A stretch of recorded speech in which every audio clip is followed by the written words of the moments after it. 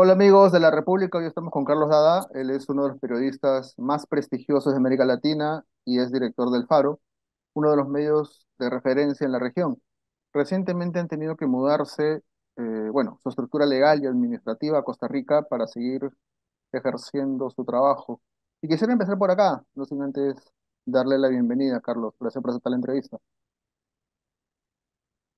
Al contrario, muchas gracias, Enrique. Para mí es un gusto estar contigo en esta conversación. ¿Por qué tuvieron que mudarse a Costa Rica? ¿Para salvar a su medio de las garras de Nayib Bukele? Sí, mira, la llegada del presidente Bukele al poder hace 4 años, casi 4 años, cumplimos en unos días. Significó muchas cosas, pero una de ellas fue el inicio de un régimen autoritario en el que un pequeño grupo en el poder, con el presidente Bukele a la cabeza y su familia, están concentrando todos los poderes y desmantelando la institucionalidad democrática. Y en este camino, la prensa independiente les estorba y por tanto han dado pruebas fehacientes por muchas vías de sus intenciones de silenciarnos y de silenciar a otras voces críticas en el país. Entonces, ya teníamos avanzadas algunas em, digamos, acosos por parte del Ministerio de Hacienda. El presidente mismo nos ha acusado de lavado de dinero y estas cosas que ahora están de moda de silenciar al periodismo vía criminalizarlo. Los Y acusó en por cadena tanto, nacional, además, ¿no? sí, en cadena nacional Sí, nos acusó de lavado de dinero. sí, sí. Y hemos cumplido al pie de la letra con todos los requerimientos de 5 ejercicios distintos auditados por el Ministerio de Hacienda, y han concluido evasión de impuestos además, lo cual estamos apelando, pero estamos en un país en el que ya no hay Estado de Derecho. Y ahora sí que les hablamos eso más despacio, pero para cerrar, digamos, la respuesta a tu primera pregunta, decidimos sacar legalmente al Faro de El Salvador, instalarlo en un país mucho más estable y con mayor independencia de poderes y mayor Estado de Derecho, que es Costa Rica, eh, de tal manera que estemos ya fuera del alcance de este grupo en el poder, del presidente Bukele y sus socios políticos, y de esta manera impedir que mañana embarguen el periódico o nos lo Mm. congelen. Los reporteros siguen trabajando en El Salvador, eso sí, correcto.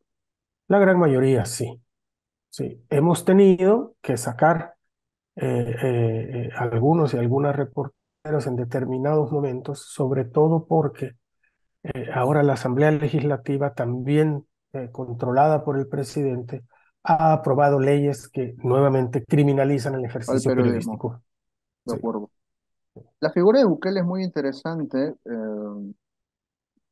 en el siguiente sentido. Es alguien con mucha aceptación en el propio El Salvador y también proyecta una imagen positiva hacia afuera, ¿no? Los análisis apuntan a que eso tiene que ver con su estrategia de seguridad, principalmente con lo respecto al tema de las pandillas, las maras.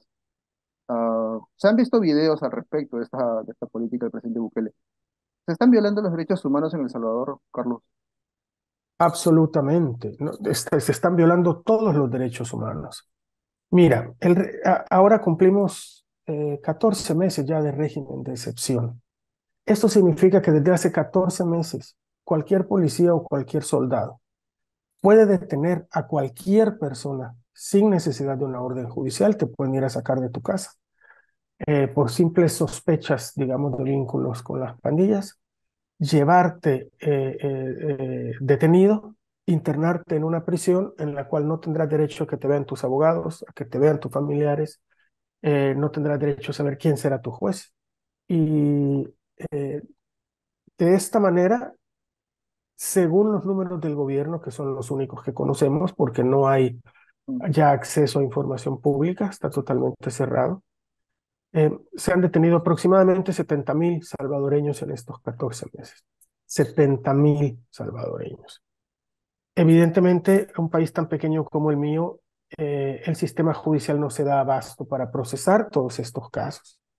que además ya no hay límite de la prisión preventiva, extendieron el plazo de 72 horas primero a 15 y en la práctica es lo que les dé la gana.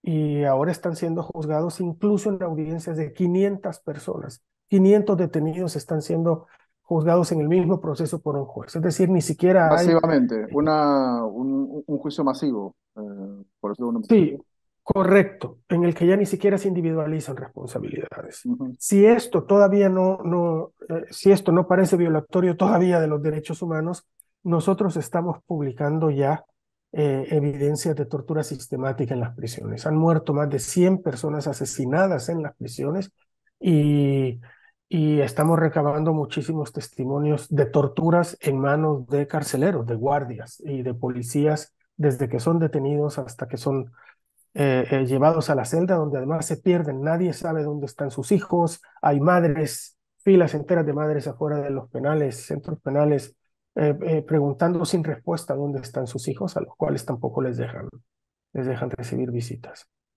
70.000 detenidos, en teoría, pandilleros. Ahora, una duda.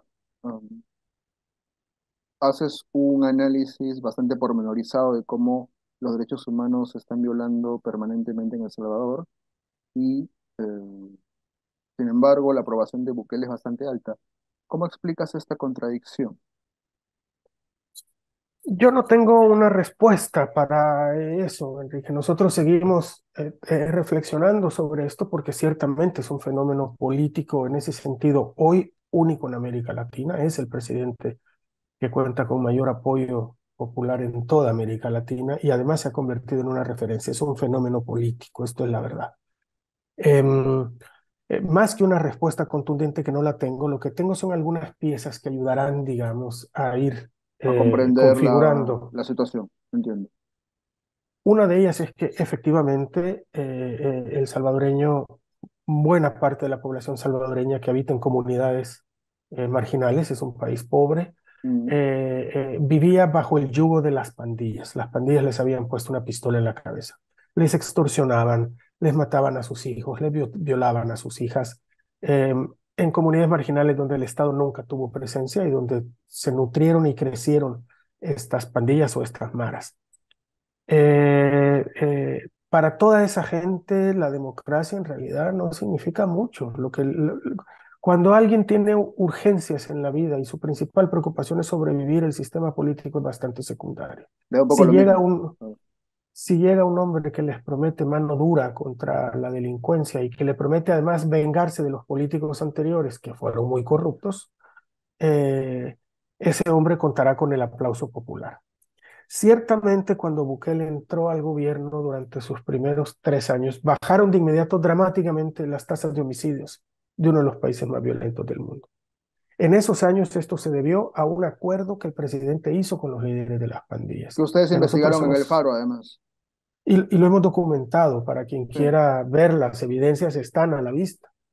Eh, Correcto. Y este pacto le permitió al presidente Bukele bajar las tasas de homicidios porque el pacto incluía que los pandilleros dejaran de asesinar y también que le favorecieran en las elecciones legislativas, es decir, los convirtió en sus socios políticos.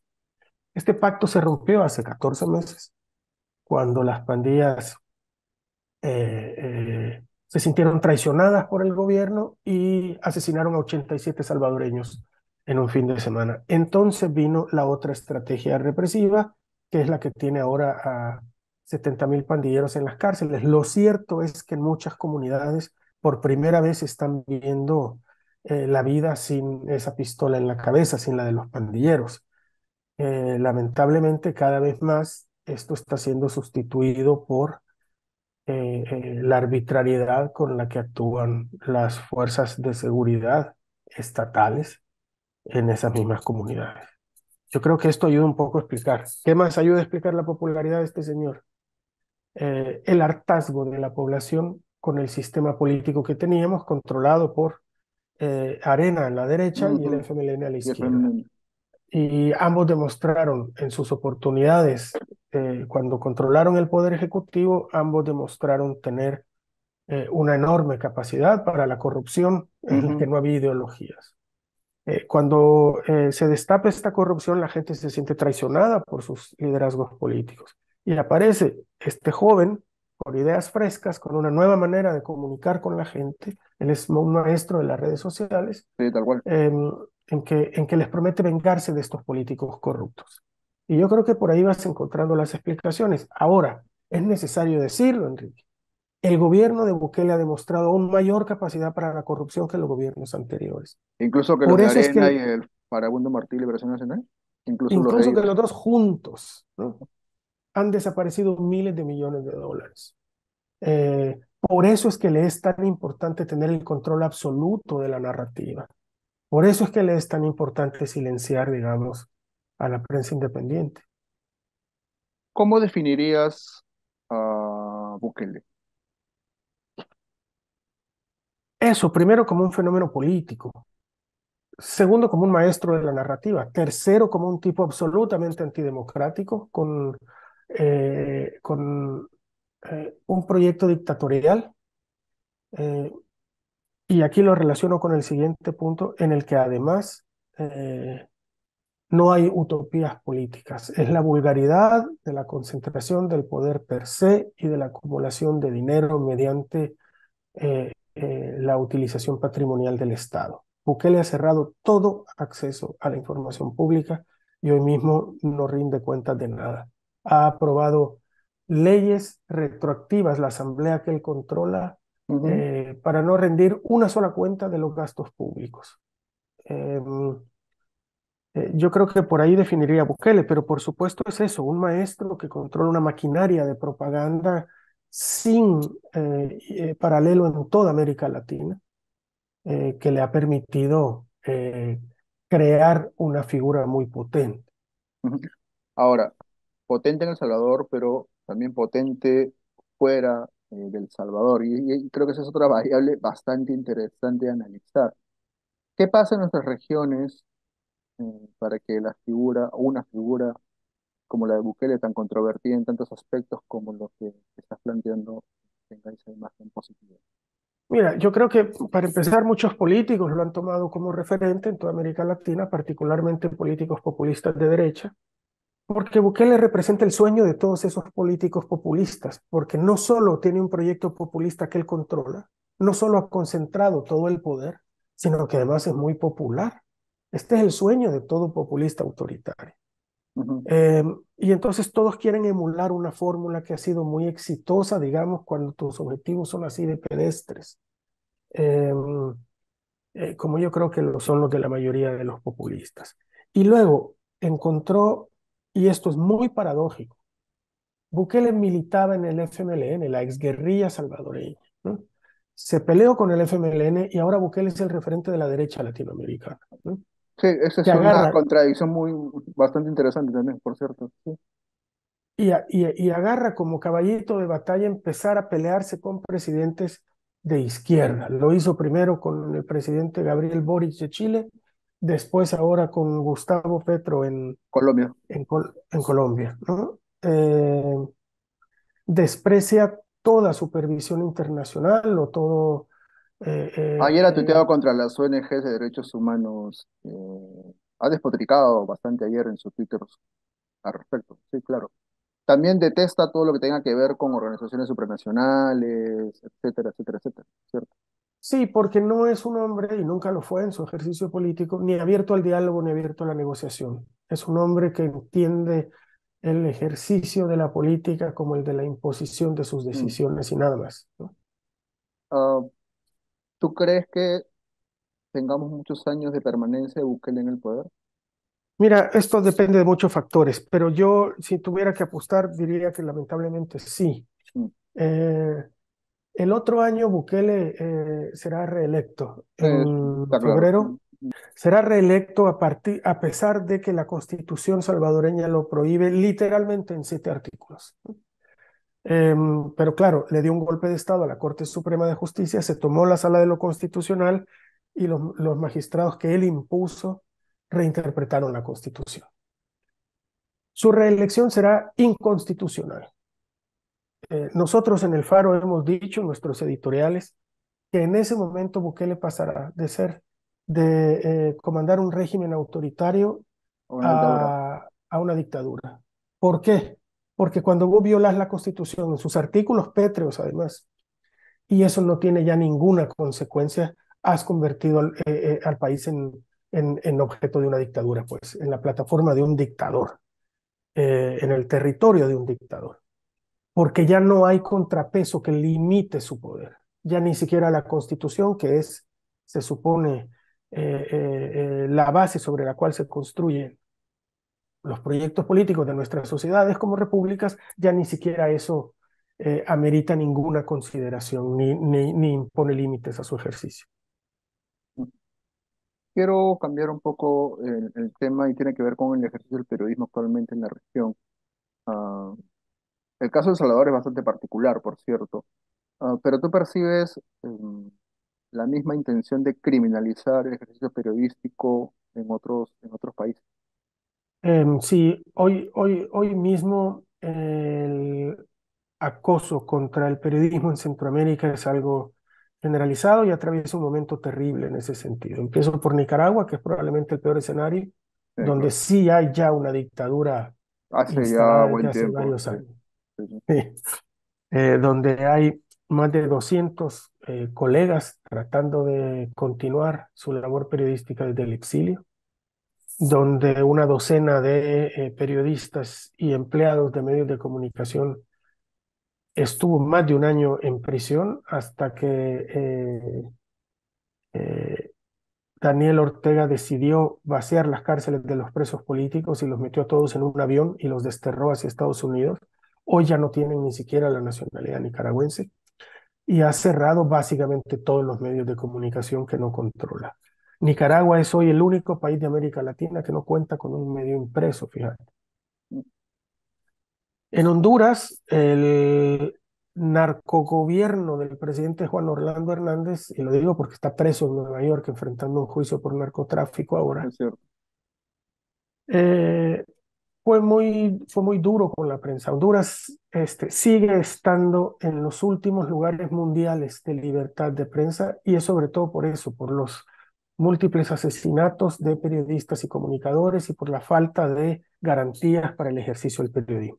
La llegada de un nuevo gobierno, todo el mundo esperaba que significara un cambio radical, sobre todo en este sentido, en consolidación de la democracia, pero no ha sido así. La presidenta Xiomara Castro lo que ha hecho es, para empezar, eh, le ha quitado fuerza y ha básicamente desestructurado todo el sistema nacional de protección a periodistas. Mientras siguen los asesinatos, siguen los desplazamientos y Honduras, según el último índice de Reporteros Sin Fronteras, sigue ocupando eh, el último lugar de América Latina para ejercer periodismo, o penúltimo, no recuerdo, y uno de los últimos 20 en el mundo. Y en Guatemala, y con esto cierro con Centroamérica, el panorama, Enrique, es una situación terrible en la que los viejos poderes que se sintieron amenazados con un ejercicio de la comunidad internacional interesantísima, que fue la Comisión Internacional contra el Crimen y la Impunidad de Naciones Unidas, que depuró el sistema judicial y empezó realmente a establecer la base para que hubiera justicia, que terminó metiendo a la cárcel a un presidente en funciones, al general Otto Pérez Molina. Eh, Cuando empezó a tocar a los empresarios, se volvieron a juntar empresarios, políticos de la vieja guardia y militares y decidieron cambiar el sentido del péndulo. Expulsaron a la CICIG, Sí. expulsaron a todos estos jueces que participaban de este esfuerzo, los criminalizaron, a los fiscales también anticorrupción, y después vino la prensa. Eh, eh, Ahora mismo el fundador del periódico y presidente de ese medio, un referente en la lucha contra la corrupción, José Rubén Zamora, lleva ya 9 meses en prisión, acusado de lavado de dinero. Eh, Junto a él están siendo investigados 9 periodistas y columnistas. Hay una docena de periodistas guatemaltecos ya en el exilio, y hay otros que tienen procesos pendientes. En Guatemala la situación se ha puesto terrible y la criminalización, digamos que ha dado varios pasos, la criminalización del Hacia ejercicio adelante. periodístico. Sí. El encarcelamiento de José Rubén Zamora es claramente un mensaje, porque es el periodista más prominente de Guatemala, claramente un mensaje en el sentido de, si José Rubén no está a salvo, aquí nadie está a salvo. Nadie, nadie va a poder estar libre de Sí. sospechas de ese tipo.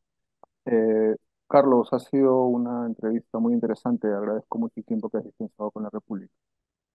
Al contrario, Enrique, yo te agradezco mucho eh, la deferencia de esta conversación y aprovecho para mandar un saludo a todos los lectores de la República en Perú.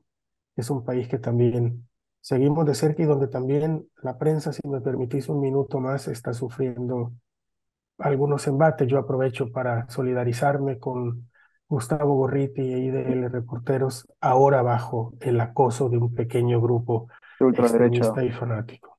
sí, la Extremista y resistencia. fanático que está amenazando con físicamente ya dañarles y que ya está dando pasos extremos ante lo que me parece a mí desde fuera la mirada complaciente de las autoridades peruanas. Yo aprovecho para hacer un llamado a las autoridades a que sepan que internacionalmente estamos siguiendo con mucha preocupación la situación de IDL Reporteros y de su director, Mm. Gustavo Gorriti. Gracias, Enrique. No, actúan con total impunidad. Nadie entiende por qué no los detienen, pero sí, es cierto. Hace rato debieron ser contenidos, pero no ha ocurrido. Gracias, Carlos, de nuevo por la deferencia. Ha sido una conversación muy interesante y amigos de la República, eso ha sido todo.